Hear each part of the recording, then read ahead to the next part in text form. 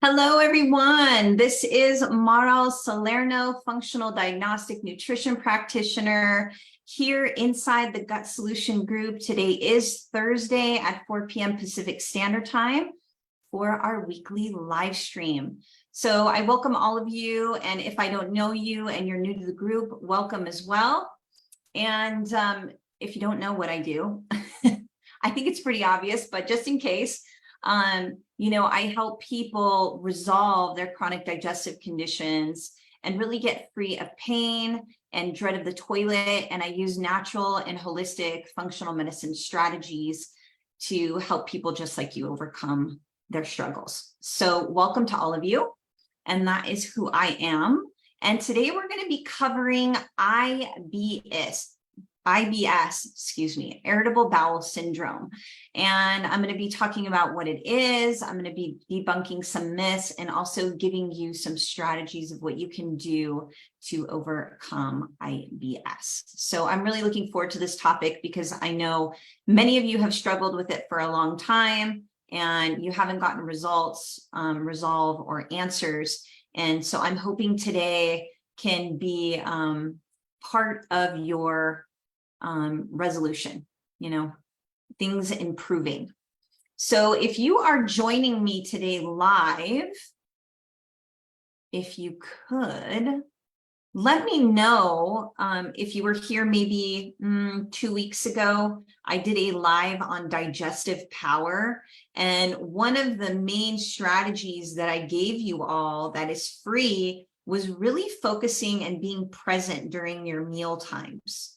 And breathing, seeing your food, smelling your food, tasting your food, and chewing your food thoroughly, using your back teeth, using your front teeth, trying to chew at least 28 times and getting that food broken down to like a nice liquidy consistency. So now that I've described it all, whether you were on that particular live stream or not, let me know in the comments. Is that something that you've been focusing on?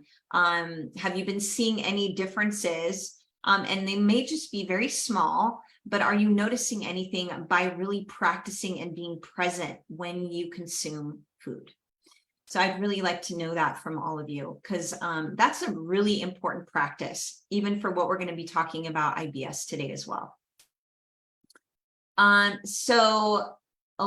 if you haven't seen that live stream and you would like to see it, if you go into the guide section of the group, which is just towards the top underneath the banner, you'll see guides. You can click on it and then click on resources, and you'll see a video in there titled Digestive Power. So, and why you need it. And so you can find that live stream there, as well as all the other lives that we've done here in the group. All right, well, let's hop into IBS, shall we? So as you know, or you may not know, IBS is called irritable bowel syndrome. And it's typically characterized by either constipation or diarrhea or a fluctuation between the two. And they're typically chronic, okay? Now, I don't know, what I know is seeing people in this group and how everyone comes in, but pretty much everyone who comes in this group has either constipation or diarrhea. Can I get an amen? I mean, that's why you guys are here. I mean, I've struggled in the past with so much constipation in my life since I was a child, and it's been amazing to have resolved it and help others resolve their constipation issues and their diarrhea issues and the like. So when you're stuck under an umbrella term of IBS with both constipation and diarrhea and then the fluctuation between the two, I think it gets people pretty disempowered and it's pretty unclear, like what is happening.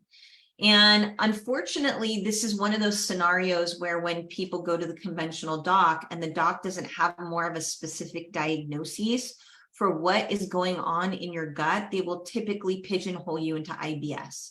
So IBS, for lack of a better word, is BS. It means that a doctor doesn't know what to do with you. They don't actually know what's going on, so they're just going to try some things. And typically what they try are some medications, and they usually will use antispasmodics or antidepressants to band-aid the symptoms that you're experiencing, but it doesn't actually resolve the underlying cause of the IBS.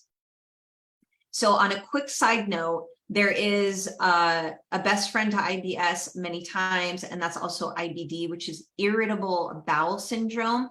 And that one's usually characterized by inflammation in the intestines. And so you'll see like Crohn's disease and colitis typically characterized with that. Now, it will usually lead in surgery. Sometimes they say it'll lead to colorectal cancer and the like. And some people can have both IBS and IBD together, according to conventional standards. It is important to note, because I think sometimes some people don't realize that Crohn's disease and colitis are both autoimmune diseases.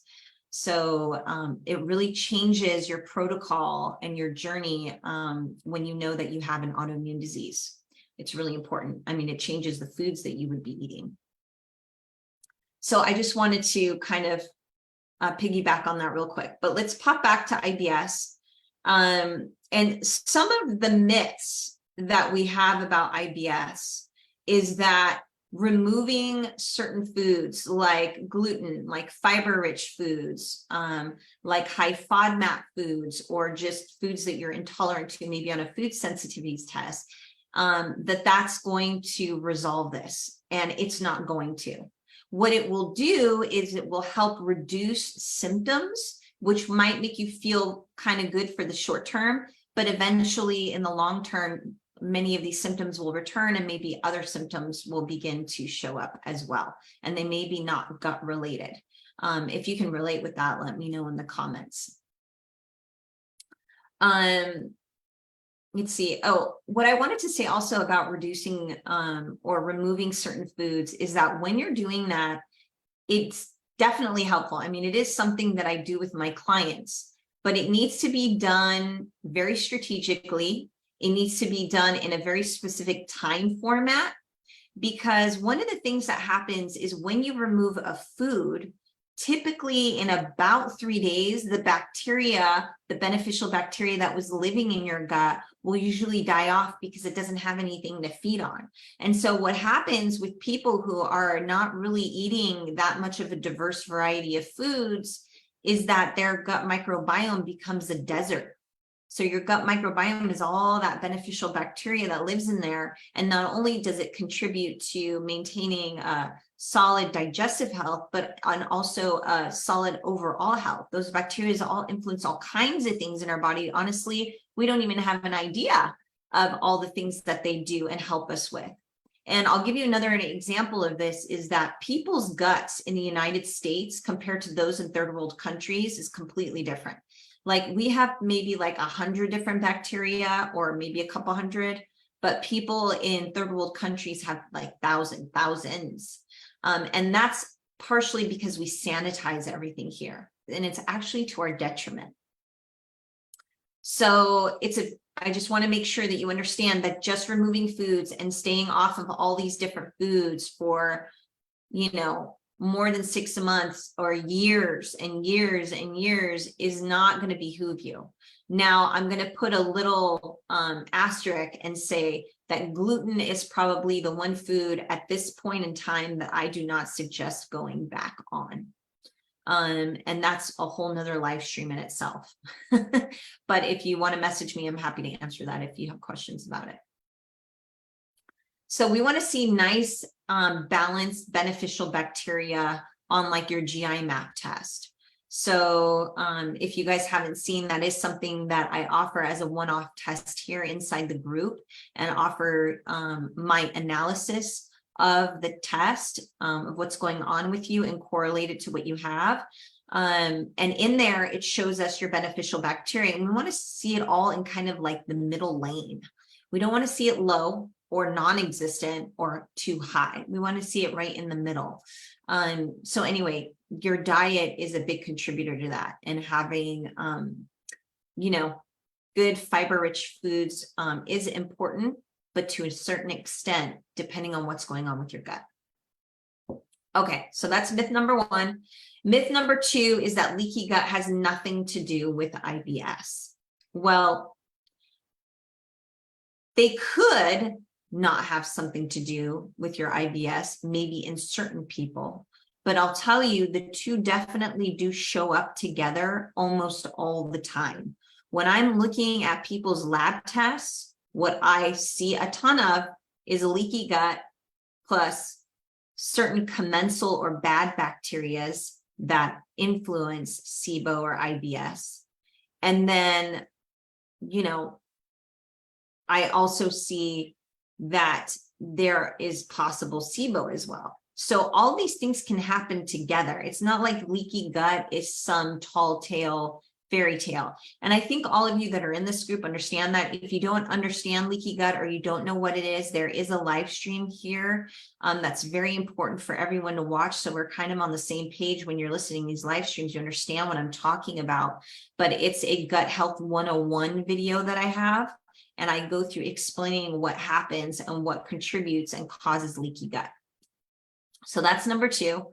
Number three is that laxatives are not dangerous. Well, that's not true, because even if you're using over-the-counter laxatives or you're using herbal laxative like senna leaf and Cascara sagrada can almost become toxic to the body if overused or used for a long period of time. And then other laxatives that are over the counter have all kinds of other things with them. But the big point here is that they do make your gut lazy.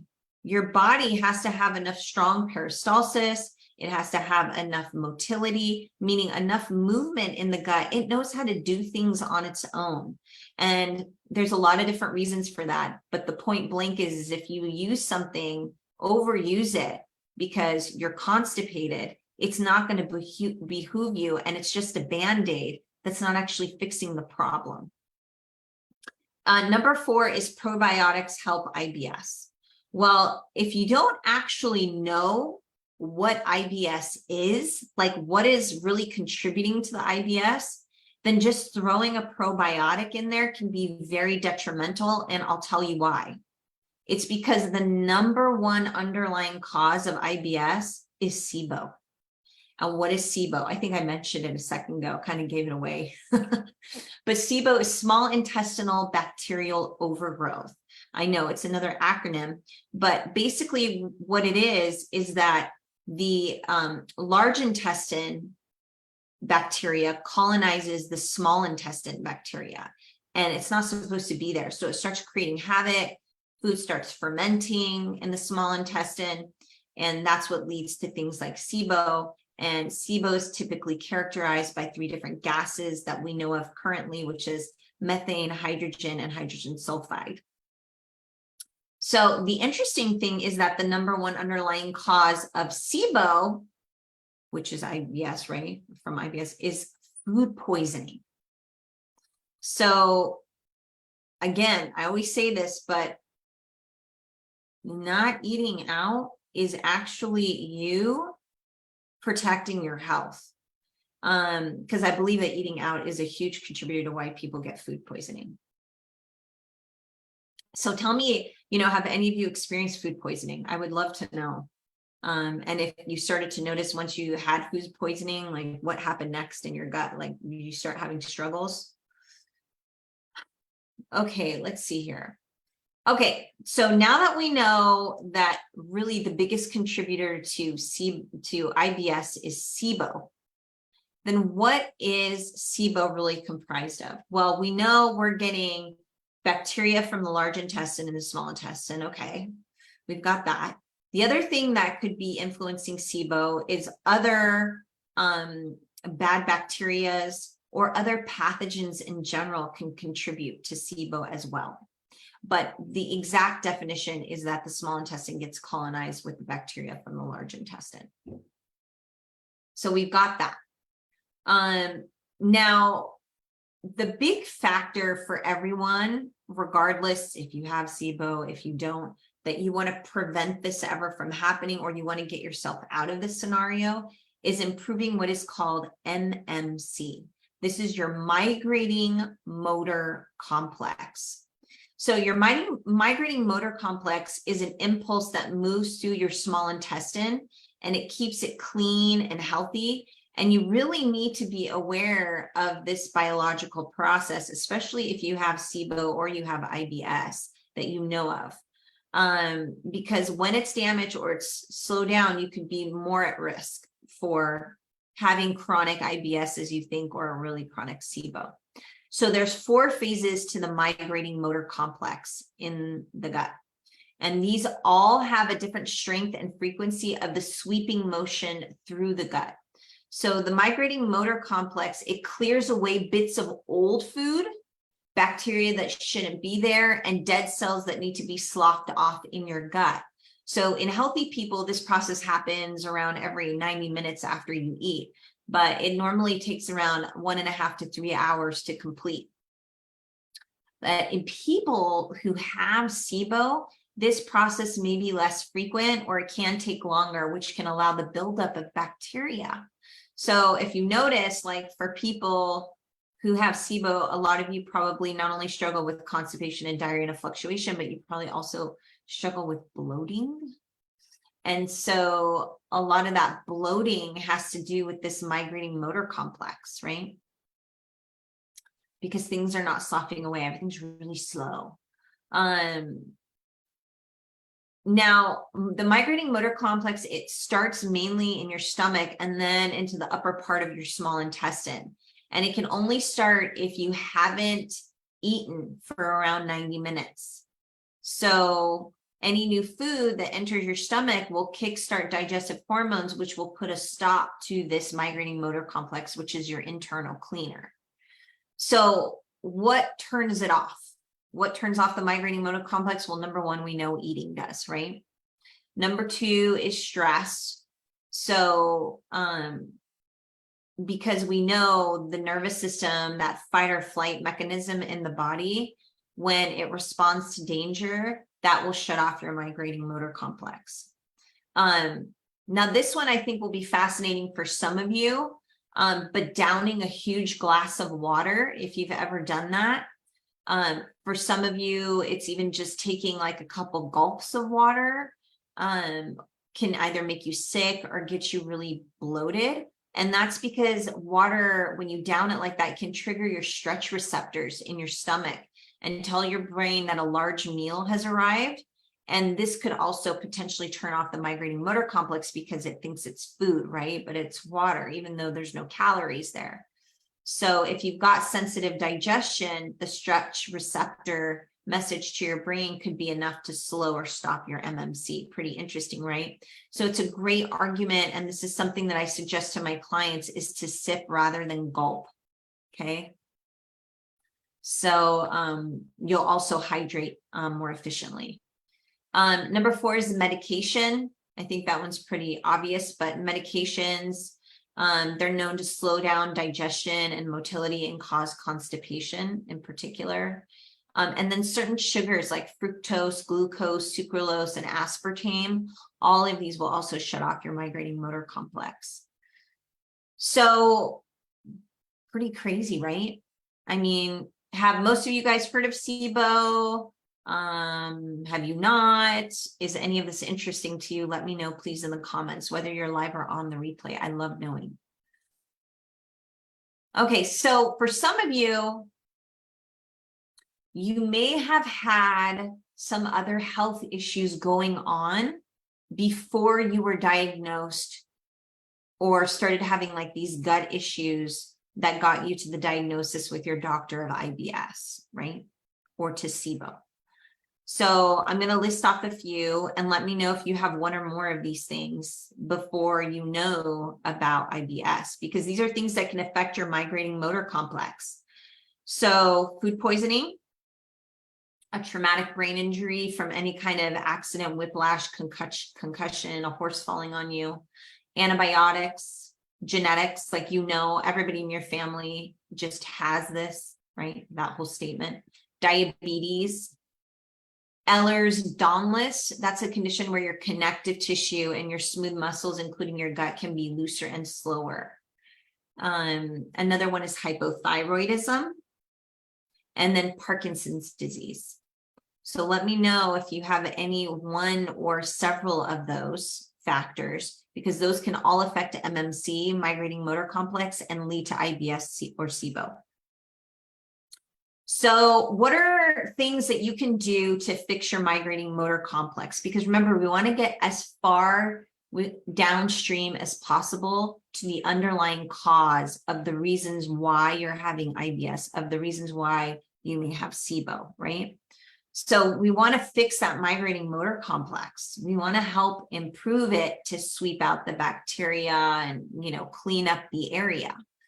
So number one, and probably most of you have figured out to do this, but if you're not, you've got to jump on board, which is just having an overnight fast. And I think overnight fasts are probably some of the easiest things that you can do, or the thing that you can do, which is that you eat dinner. If you eat dinner, you consume it at a decent hour between 4 to 6 in the evening.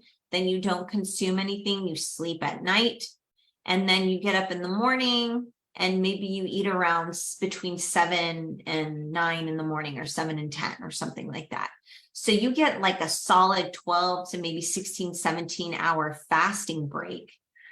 And this allows your migrating motor complex to work overnight and like do its job. And oftentimes, I'll tell you, for people who have bloating, and maybe that includes constipation, but some people have diarrhea and have bloating as well, that doing that at night, when you get up in the morning, you notice that your belly is flatter. Well, that's part of the migrating motor complex working. Everything's moving as it should be through the intestines. Everything's cleaning out and clearing out and getting ready for you to defecate, right? The other tip that I have for you is to not graze, not snack. That has been one of the most phenomenal things that I've personally experienced in my life and resolving my gut issues, is just not snacking. And honestly, it's improved my meals and what I choose to eat during my meals, so that I have satiety and I feel satisfied and I have energy until my next meal. You don't need to eat between meals. I know there's all kinds of stuff out there, but the gut needs a break. And the migrating motor complex will improve the way that it functions for you if you give it a break between your meals. Okay, so that's all about food, on how to fix a migrating motor complex. Now, the second one is all about the vagus nerves. I'm going to try to stop saying vagus nerve, because it's not one nerve, but it's actually two big nerves that hook into the base of the brain and then spindle out into all of these nerves all over the body. But we want to stimulate that vagus nerve, because the vagus nerve is what stimulates the migrating motor complex in the body. And so when you have that good brain to gut connection because of the vagus nerve, you're going to improve your migrating motor complex, you're going to improve digestion, and obviously help to prevent or resolve and get rid of your IBS and SIBO. So some of the things that help to improve vagal nerve stimulation is cold water swimming or cold showers. And that can just be for a couple minutes. Laughing, humming, chanting, or singing, and deep breathing. There are others as well, but these are just some really easy basics, things that you can do day to day that will really help to stimulate those vagal nerves that insert into the brain at the base of the skull. Now, sometimes I get questions about prokinetics. So what are prokinetics? Prokinetics are basically, they could be medication, they could be herbs that help to improve the migrating motor complex, which is also known as motility or movement in the gut.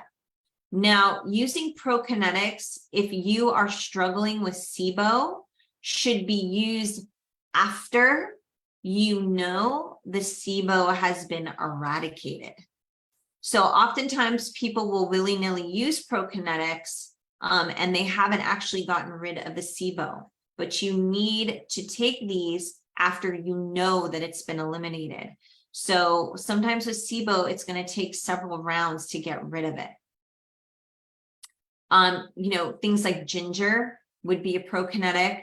There is formulas like Moto Pro. That's another one that helps with motility of the migrating motor complex, etc. There's also all kinds of medications out there. I personally don't prefer them, but they do exist and you do have access to them through your doctors.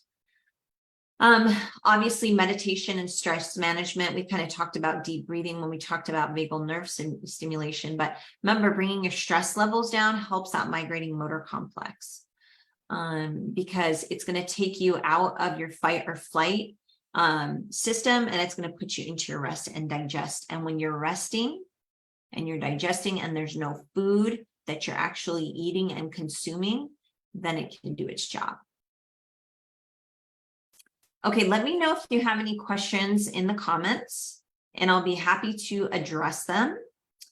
And we can talk a little bit about testing, and then obviously some other things that you can do about it. But with SIBO in particular, so again, if you're struggling with IBS and you have not had a quality SIBO breath test done, you need to get one done.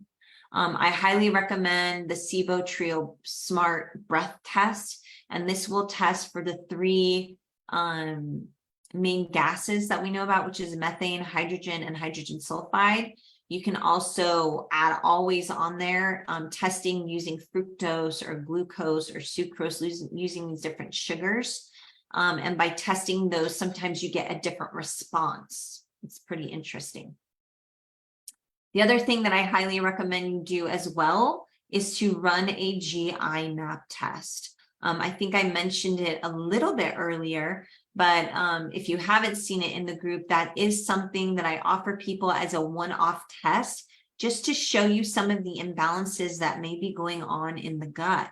And so oftentimes, if you are struggling with IBS, we're going to see a lot of both your good and your bad bacterias at levels that would not be healthy.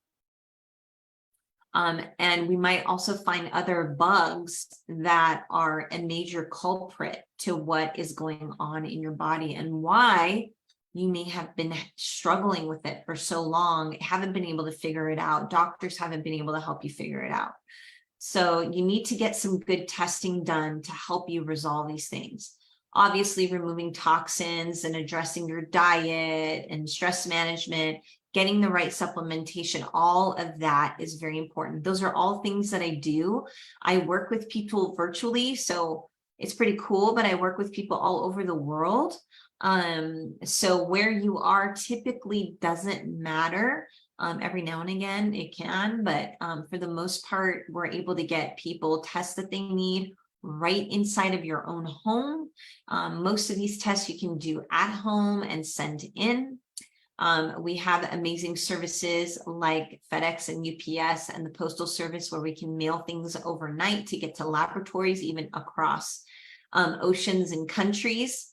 So it gives us a lot of flexibility to be able to address your gut health concerns when it comes to IBS and or SIBO, get the information that we need, and then correlate that with everything that you're experiencing and feeling, and maybe some of the things that you've tried that have not worked, and really create a solid plan for you so that you can resolve your IBS.